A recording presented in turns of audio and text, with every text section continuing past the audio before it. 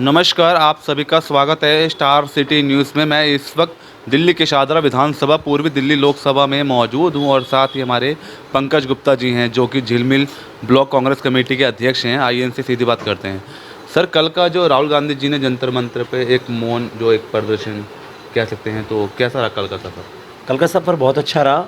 कल हम जो बात इस तानाशाही सरकार को पहुंचाना चाहते थे कि राहुल जी की आवाज़ दबाना, खाली वो राहुल जी की आवाज़ नहीं दबाई जा रही, ये जनता को सोचना होगा कि आने वाले समय में हर आदमी की, हर पत्रकार की, हर उस आवाज़ को ये दबाने का प्रयास है जो आवाज़ इस सरकार के ख़िलाफ़ उठेगी। आज ये एक प्रयोग जो राहुल गांधी जी के साथ हो रहा है, ये कल को हर एक के साथ होगा। आप इसके दायरे में सब आने वाले हैं। कोई सोशल मीडिया, कोई फेसबुक, इंस्टा, ट्विटर, किसी भी माध्यम के ऊपर अगर आप इस सरकार का विरोध करेंगे तो ये लोग आपको अपने अलग अलग राज्यों की सरकारों में एफआईआर कराएंगे और वहाँ पर आपको हरास करेंगे और आपके ऊपर 8-8, 10-10 साल की ये आपको सज़ा करवा देंगे और जिसकी कोई सुनवाई नहीं है। तो ये जनता को समझना पड़ेगा कि ये खाली अकेले राहुल गांधी की बात नहीं है, ये इस देश की हर उस नौजवान, हर उस बुज़ुर्ग, हर उस पत्रकार जो ईमानदार, जो इस सरकार से सवाल करना चाहता है, ये उसकी आवाज़ है। जो हमने एक गांधी जी के बताए हुए उसूलों पर एक मौन सत्याग्रह करके उस गूंगी बहरी सरकार तक अपना आवाज़, अपना प्रोटेस्ट पहुंचाने की कोशिश की है। सर, 24 के चुनाव पे अगर बात करें, कैसा रहा इस बार तैयारी चल रही थी? इस बार जनता मन बना चुकी है इस निरंकुश, इस तानाशाही सरकार को उखाड़ फेंकने का। आप जानते हैं कि दिल्ली के 7 सांसद जो हर विपदा के समय दिल्ली को छोड़कर भाग जाते हैं। दिल्ली के अंदर पिछले दिनों जो बाढ़ आई, उसके अंदर आप देख सकते हैं कि सरकार की कितनी लीता फिजाई थी। हथनी कुंड बराज से जो पानी छोड़ा गया और जिस तरीके से छोड़ा गया, वो आज तक दिल्ली के अंदर कभी नहीं हुआ। दिल्ली के अंदर पूरे देश ने देखा महात्मा गांधी की समाधि, जो अंतर्राष्ट्रीय स्तर पर जिसकी पहचान है, वो पूरी समाधि 5-5, 6-6 फुट पानी के अंदर डूबी हुई थी।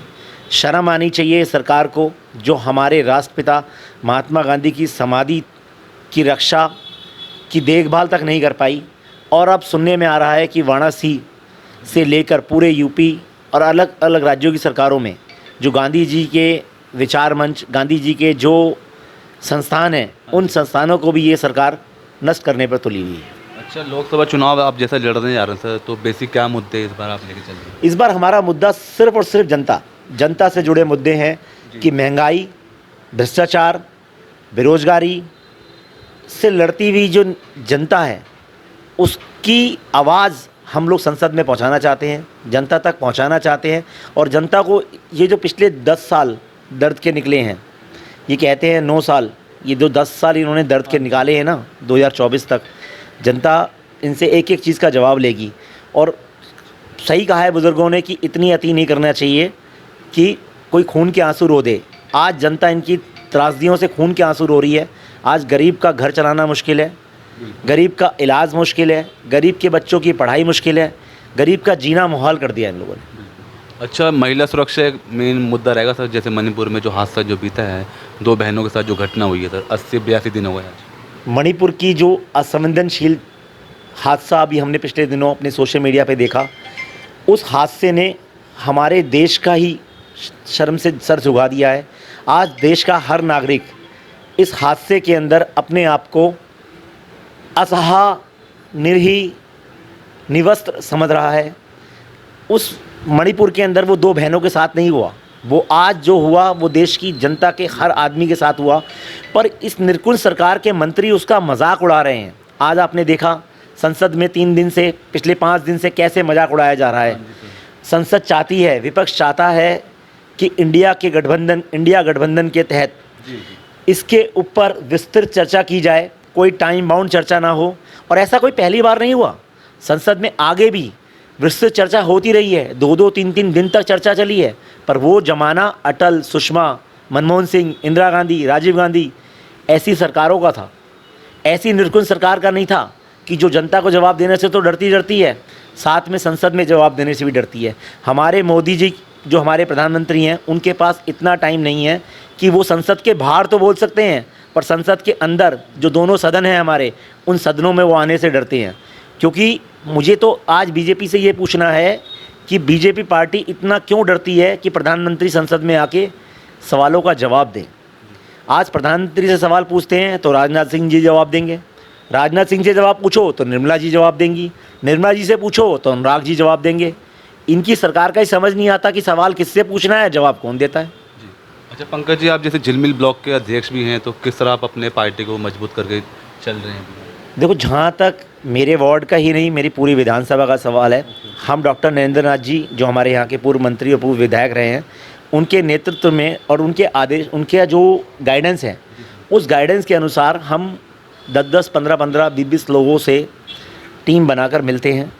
कुछ चाय पे चर्चा, कुछ सामाजिक चर्चाओं के साथ मिलते हैं और उनसे विचार विमर्श करते हैं, उनके दुख दर्द को साझा करते हैं और उनसे जानते हैं कि वो क्या प्रॉब्लम अपनी दैनिक लाइफ में फेस कर रहे हैं। सर, लोकसभा चुनाव के बाद अब 25 में विधानसभा चुनाव है, तो क्या प्लानिंग चल रही है अभी तक? कोई मतलब देखो, अभी सारा फोकस 2024 का है, क्योंकि 2024 लोकतंत्र वर्सेस जनता की लड़ाई है। आज लोकतंत्र को जिस तरीके से कुचला जा रहा है, पहले लोकतंत्र बचाना ज़रूरी है, क्योंकि 2024 एक आखिरी मौका है जहाँ तक मैं समझता हूँ। अगर इस बार अगर लोकतंत्र को नहीं बचा पाए तो इस देश को बचाना मेरे ख्याल से बहुत मुश्किल हो जाएगा।